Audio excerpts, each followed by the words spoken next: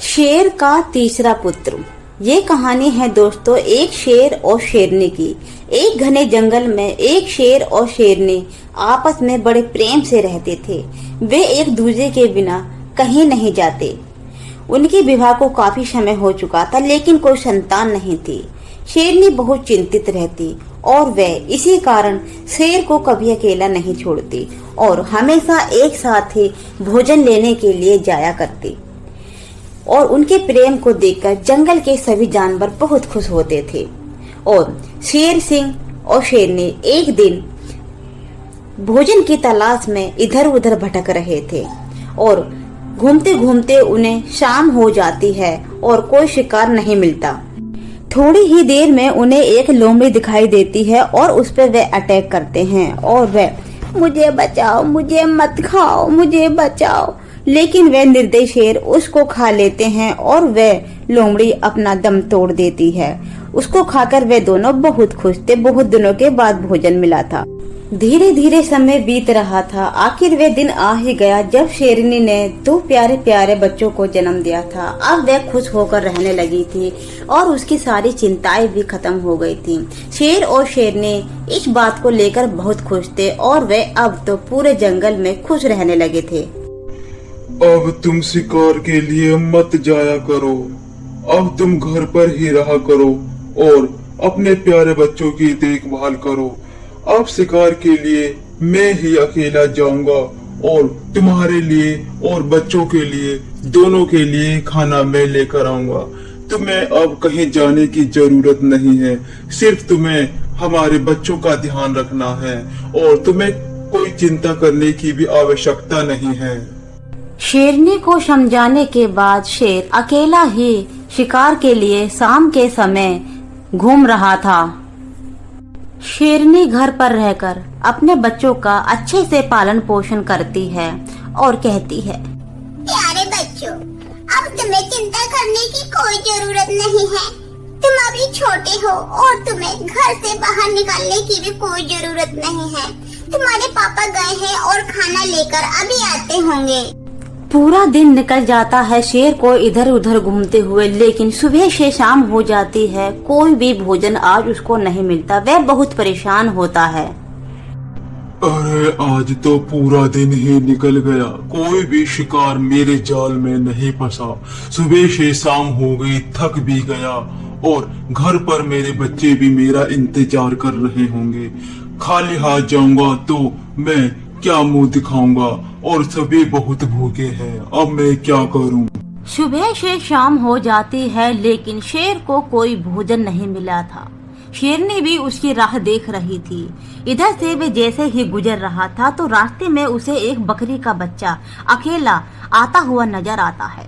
उसको देखकर वह बहुत खुश होता है, किंतु बच्चे को कोई सूझ बूझ नहीं थी। वह मंद मंद गति से धीमे धीमे उसकी ही तरफ आ रहा था। उसकी नजर एक बार ही उसके ऊपर नहीं पड़ती। जब ही उसकी नजर पड़ती है तब वह चुपचाप खड़ा हो जाता है और शेर बोलता है, आज ये ही सही रहा, आज इसको ही भोजन बना लेता हूँ। शेरनी भी मेरी घर पर भूखी है और उसके लिए भी मैं आज खाना नहीं लेके जा पाया। आज इसको ही अपने घर पर लेकर जाता हूँ, यही सही रहेगा। शेर बकरी के बच्चे को छोटा समझकर उसका शिकार नहीं करता और उसे जिंदा ही अपनी गुफा की तरफ लेकर जा रहा था, क्योंकि वह सोच रहा था क्योंकि ये बच्चा है और मैं इसका शिकार नहीं कर सकता। वह अपनी गुफा की तरफ धीरे धीरे बढ़ रहा था और शाम भी अधिक हो गई थी, जिसके कारण अंधेरा भी बढ़ रहा था। शेर बकरी के बच्चे को लेकर गुफा में पहुंच जाता है और शेरनी से बोलता है, आज मुझे कुछ भी खाने को नहीं मिला।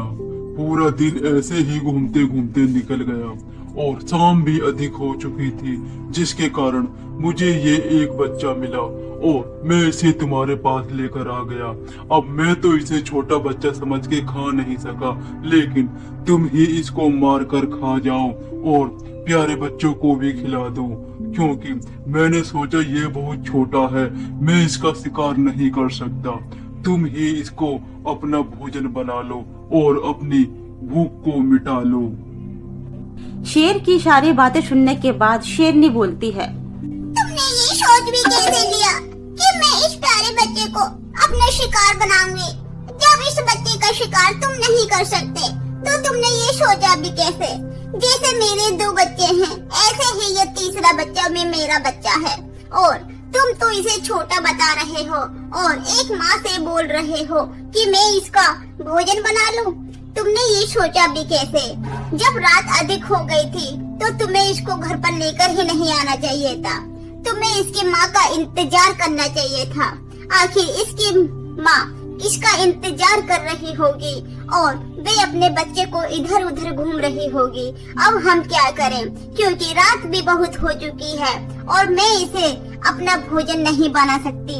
ये ही मेरे बच्चों की तरह छोटा है और मैं आज से इसे अपना बच्चा ही समझूंगी और इसे कभी माँ की कमी महसूस नहीं होने दूंगी। तो प्यारे दोस्तों, ये थी 2 शेर और शेरनी की कहानी, जिसमें शेर और शेरनी इस कदर अपने बच्चे के समान उसको प्यार करते हैं और वे अपनी ममता को ही भूल जाता है। तो प्यारे दोस्तों, आपको हमारी कहानी कैसी लगी? आपको हमारी कहानी अच्छी लगी तो चैनल को लाइक, शेयर एंड सब्सक्राइब जरूर करें और कमेंट में एक बार जरूर बताएं कि आपको हमारी कहानी कैसी लगी, और जिसमें 2 प्यारे प्यारे छोटे बच्चे भी उसको अपना भाई समझते हैं और उसके साथ अच्छे से रहते हैं। तो दोस्तों, हमारी कहानी को लाइक करें, शेयर करें और सब्सक्राइब करें। रानो चिड़िया और किसान। दोस्तों, ये कहानी है रानो चिड़िया और गरीब किसान की। एक गांव में एक किसान रहता था। उसका गांव के बाहर एक छोटा सा खेत था। एक बार फसल बोने के कुछ दिनों बाद उसके खेत में चिड़िया ने घोंसला बना लिया। कुछ समय बीता तो चिड़िया ने वहां 2 अंडे भी दे दिए। उन अंडों में से छोटे छोटे प्यारे प्यारे बच्चे निकले जो देखने में बहुत ही सुंदर लग रहे थे। वे इतने मजे से खेतों में अपना गुजारा कर रहे थे। कुछ महीने बाद फसल कटाई का समय भी आ जाता है। गांव के सभी किसान अपने अपने खेतों की फसल की कटाई करने में लग गए थे। अब चिड़िया और उसके बच्चों का वह खेत छोड़कर नए स्थान पर जाने का समय भी आ गया था। एक दिन खेत में चिड़िया के बच्चों ने किसान को ये कहते हुआ सुना, कल मैं फसल कटाई के लिए अपने पड़ोसी से पूछूंगा और उसे खेत में भेजूंगा। यह सुनकर चिड़िया के बच्चे बहुत परेशान हो जाते हैं। उस समय चिड़िया कहीं गई हुई थी दाना लेने के लिए। जब वह वापस लौटी तो बच्चों ने उसे किसान की बात बताते हुए कहा, माँ, आज हमारा यहाँ अंतिम दिन है। आज हमें दूसरे स्थान के लिए यहाँ से निकलना होगा। चिड़िया ने उत्तर दिया, इतनी जल्दी नहीं बच्चों, मुझे नहीं लगता कि कल खेत में फसल की कटाई होगी। चिड़िया की कही हुई बात साबित हो जाती है। दूसरे दिन किसान का पड़ोसी खेत में नहीं आया और फसल की कटाई भी ना हो सकी। शाम को किसान खेत में आया और खेत को जैसे का तैसा देखकर बुदबुदाने लगा कि ये पड़ोसी तो आज भी नहीं आया। ऐसा करता हूँ, कल अपने किसी रिश्तेदार को यहाँ भेजता हूँ। चिड़िया के बच्चों ने फिर से किसान की यह बात सुन ली और वे बहुत परेशान हो गए। जब चिड़िया को उन्होंने ये बात बताई तो वे बोली, तुम लोग चिंता क्यों करते हो? आज रात हमें यहाँ से जाने की कोई जरूरत नहीं है। मुझे नहीं लगता कि किसान का रिश्तेदार आएगा और पेड़ को काटेगा। ठीक ऐसा ही हुआ और किसान का रिश्तेदार अगले दिन खेत पर नहीं पहुंचा। चिड़िया के बच्चे हैरान थे कि उनकी माँ की हर बात साबित कैसे सच हो रही है, क्योंकि वे बहुत छोटे बच्चे थे। अपनी माँ की सारी बातें सच्ची होने के कारण वे सोच रहे थे, ऐसा क्या है जो माँ को सब कुछ पता है और हमको नहीं। वे हैरान थे इस बात को लेकर। अगली शाम किसान जब खेत पर आता है तो खेत की वही स्थिति देखकर फिर से बुदबुदाने लगता है। ये लोग तो कहने के बाद भी कटाई के लिए नहीं आ रहे। कल मैं खुद आकर फसल की कटाई शुरू करता हूँ। बच्चों ने फिर किसान की एक बात एक बार फिर से सुन ली। अब वे सोचते हैं हमें अपनी माँ से बताना चाहिए या नहीं। वह अपनी माँ को जब उन्होंने ये बताना सही समझा तो वे अपनी माँ को बताते हैं। तो उसकी माँ बोलती है, बच्चों अब समय आ गया है ये खेत छोड़ने का। हम आज रात ही खेत छोड़कर दूसरी जगह चले जाएंगे। दोनों बच्चे अब भी बहुत हैरान थे कि इस बार ऐसा क्या हुआ जो माँ खेत छोड़ने को तैयार है। उन्होंने पूछा तो चिड़िया बोली, बच्चों, पिछली 2 बार किसान कटाई के लिए दूसरों पर निर्भर था। दूसरों को कहकर उसने अपने काम का पल्ला झाड़ लिया था, लेकिन इस बार ऐसा कुछ भी नहीं है। इस बार उसने यह जिम्मेदारी स्वयं अपने कंधों पर ले ली है, इसीलिए वह अवश्य आएगा और अपने खेत की कटाई अवश्य करेगा। उसकी बात सुनकर तो बच्चे बहुत हैरान थे। उसी रात चिड़िया और उसके बच्चे उस खेत से उड़ जाते हैं और उसकी बात सच हो जाती है। दूसरे दिन किसान आता है और अपनी कटाई करना शुरू कर देता है। तो दोस्तों, ये थी हमारी रानो चिड़िया की एक अनोखी कहानी, जिससे उसके बच्चों को बहुत अच्छी सीख मिलती है कि दूसरों की सहायता करने में कोई बुराई नहीं है दोस्तों। किंतु यदि आप समय पर काम शुरू करना चाहते हैं और चाहते हैं कि वह समय पर पूरा हो जाए, तो उस काम की जिम्मेदारी आपको स्वयं लेनी चाहिए। दूसरे भी मदद उसी की करते हैं जो अपनी मदद स्वयं करते हैं। तो दोस्तों, ये थी हमारी रानो चिड़िया और उसके छोटे छोटे प्यारे 2 बच्चों की कहानी। अगर आपको हमारी कहानी अच्छी लगी हो तो हमारी कहानी को लाइक, शेयर एंड सब्सक्राइब जरूर करें और कमेंट में जरूर बताएं कि आपको हमारी कहानी कैसी लगी। आपका धन्यवाद। रामपुर नाम के एक बड़े से जंगल में सभी प्रकार के जानवर रहते थे। वह सभी जानवर एक परिवार की तरह एक साथ रहते थे। ऐसे ही एक रात सभी जानवर आपस में बैठकर बातें कर रहे थे। अपने जंगल के पास और भी कितने सारे जंगल हैं, पर जो खुशी और शांति अपने जंगल में है वो किसी भी जंगल में नहीं है। मुझे तो अपना ही जंगल पसंद है। ये शांति और खुशी होगी भी कहाँ भाई। उन सभी जंगलों का राजा हमारे शेर सिंह जैसा नहीं है। वो तो है भाई बंदर भाई। मैंने तो सुना है और जंगल के राजा इतने बदमाश है कि जब उन्हें भूख लगती है और कोई शिकार नहीं मिलता तो वे अपने ही जंगल के जानवरों को शिकार कर लेते हैं। पर हमारे राजा तो बिल्कुल भी ऐसे नहीं हैं, बल्कि वे तो खुद भूखे रहकर हमारी भूख मिटाते हैं। जंगल के सभी जानवर आपस में बातें कर रहे थे और अपने राजा की खूब तारीफ कर रहे थे। कुछ देर बाद सभी जानवर सोने के लिए चले जाते हैं। तभी वहां भागती हुई लोमड़ी आती है और एक बार फिर जंगल के सभी जानवरों को इकट्ठा करके उनसे बोलती है, अरे भाइयों, तुमने सुना हमारे पास वाले जंगल में चोरी हुई है? लोमड़ी बहन, अप्रैल का महीना खत्म हो चुका है, इसीलिए हमें आप अप्रैल फूल मनाना बंद करो। हमारे जंगल में तो क्या हमारे आसपास के भी जंगलों में आज तक चोरी नहीं हुई है। हाँ ठीक है, मत मानो, मेरी बात में कोई अप्रैल फूल थोड़ी ना है। मैंने जो अपने कानों से सुना बस वही तुम सबको बता रही हूँ। आज मैं अपनी बहन से मिलने पास वाले जंगल में गई थी। उसी ने मुझे बताया कि उसके जंगल में कुछ दिनों से चोरी हो रही है, तो मैं इस खबर को सुनकर डर गई। इसीलिए मैंने सोचा कि तुम सबको भी आगाह कर दूं। पर तुम्हें तो मेरी बात पर विश्वास ही नहीं है। लोमड़ी बहन, आज तक तुमने कभी इतने अच्छे काम किए हैं कि सब कुछ तुम पर विश्वास कर सके। क्यों भाइयों? हाँ भैया, सही कहा तुमने। चलो, वैसे भी सोने का टाइम हो गया है। इसकी तो आदत ही सबकी नींद खराब करने की है। लोमड़ी की बात पर कोई विश्वास नहीं करता और सब जानवर जाकर सो जाते हैं। पर लोमड़ी ने जब से यह खबर सुनी थी उसकी आंखों की नींद उड़ गई थी। इसीलिए वे सारी रात नहीं सोती और उल्लू से बातें करती रहती है। तो वही दूसरी ओर जंगल के बाकी जानवर आपस से सो जाते हैं और अगली सुबह बंदर रोता हुआ आता है। उसके रोने की आवाज से जंगल के सभी जानवर इकट्ठा हो जाते हैं। अरे बंदर भाई, क्या हुआ? तुम सुबह सुबह क्यों रो रहे हो? कोई बुरा सपना देख लिया क्या? काश ही हिरण बहन, मैंने कोई बुरा सपना देखा होता, पर ये तो हकीकत है। मेरे घर में सच में चोरी हो गई है। मैंने कितनी मुश्किलों से अकेले ही केले जमा करके रखे थे ताकि 4 दिन मुझे केले की तलाश में इधर उधर भटकना ना पड़े। अब मैं अपनी भूख कैसे मिटाऊंगा? किसी ने चोरी की है। क्या चोरी? और वो भी हमारी जंगल में? आखिर ये किसका काम है? पता नहीं हिरन बहन, जिसने भी चोरी की है बहुत बुरा चतुर है, क्योंकि उसने तो मेरे हाथ के केले भी चोरी कर लिए जिसे मैं अपने सोने से लगाकर सो जाता।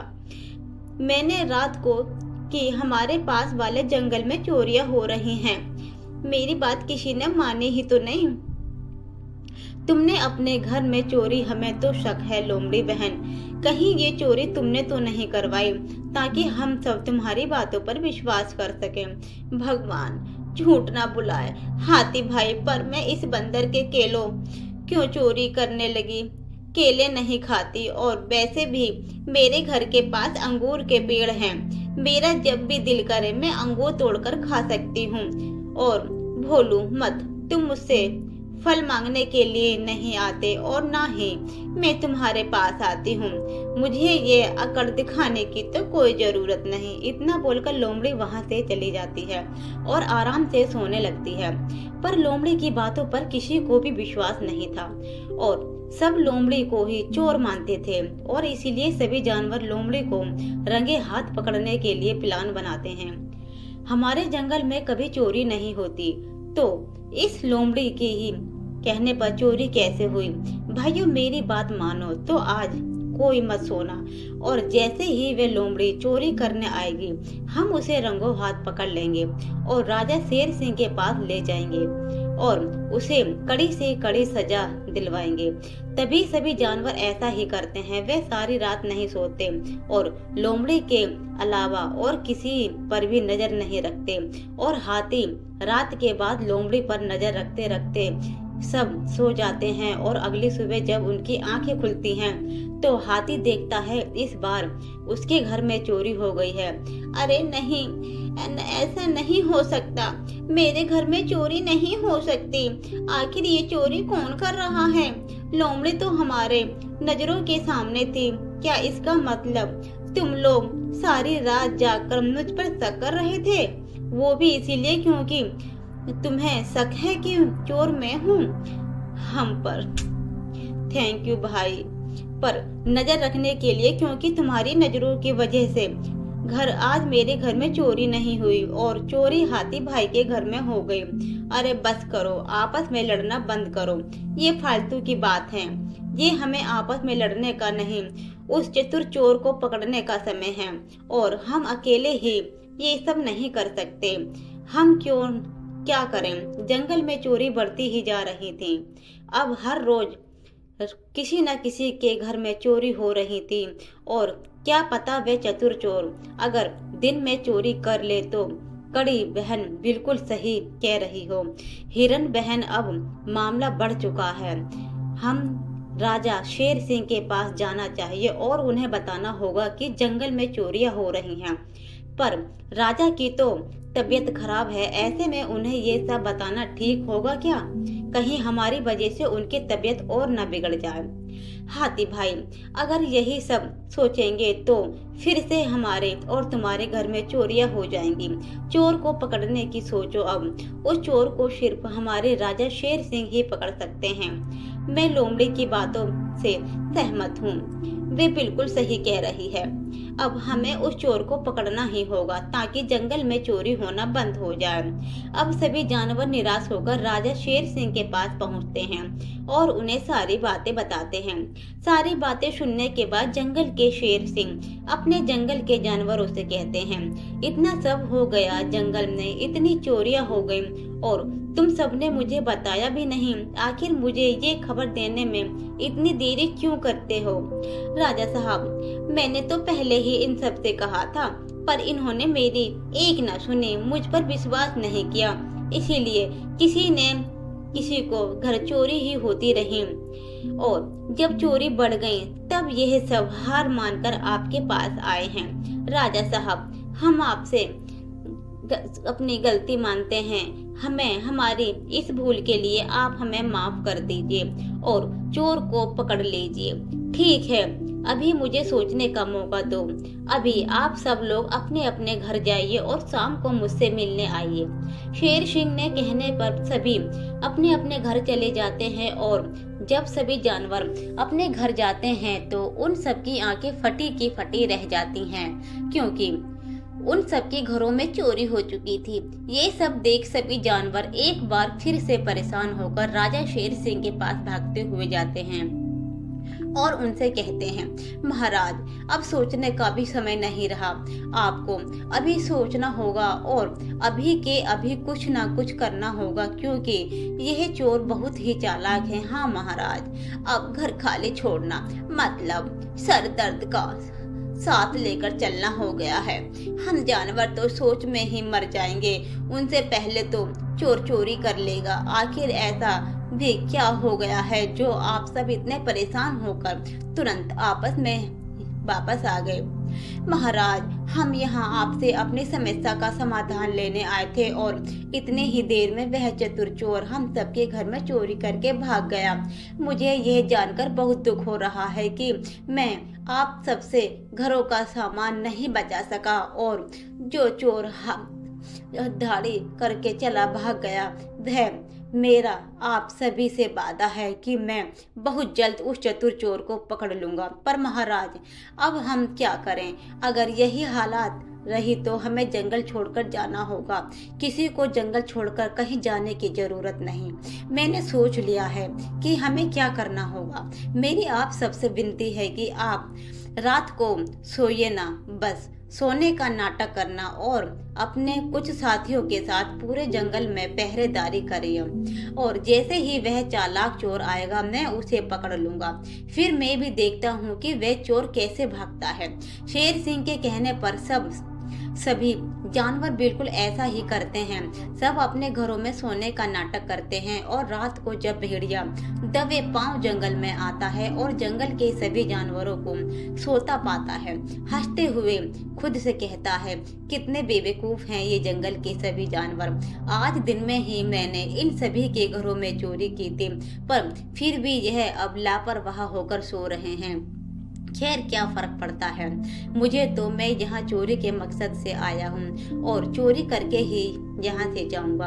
अब भेड़िया चोरी करने के लिए सबसे पहले बंदर के घर में जाता है और उसके घर से कुछ सामान चोरी कर लेता है। उसके बाद वह हिरन के घर में जाता है और वहाँ से भी कुछ सामान चोरी कर लेता है। 2 घरों में चोरी करने के बाद भेड़िया खुद से कहता है, सुबह होने वाली है, बस एक घर में और चोरी कर लेता हूँ।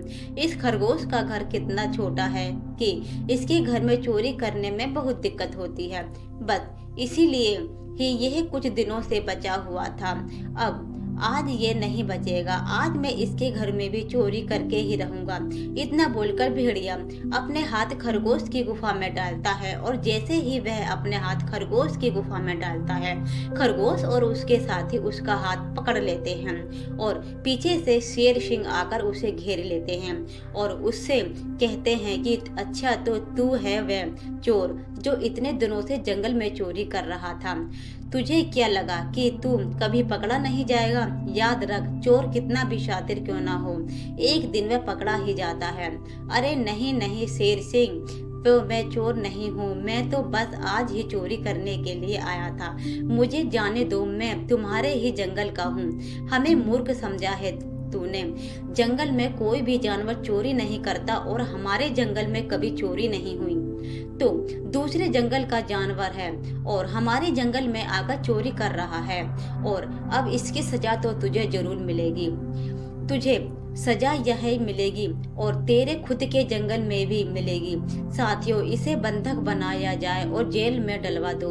शेर सिंह भेड़िया चोर को जेल में डाल देता है और उसके जंगल से उसके राजा शेर सिंह को बुलवाता है और उस भेड़िया चोर को उसके हवाले कर देता है। जिसके बाद उस भेड़िया चोर के जंगल के राजा शेर उसे कड़ी से कड़ी सजा देते हैं।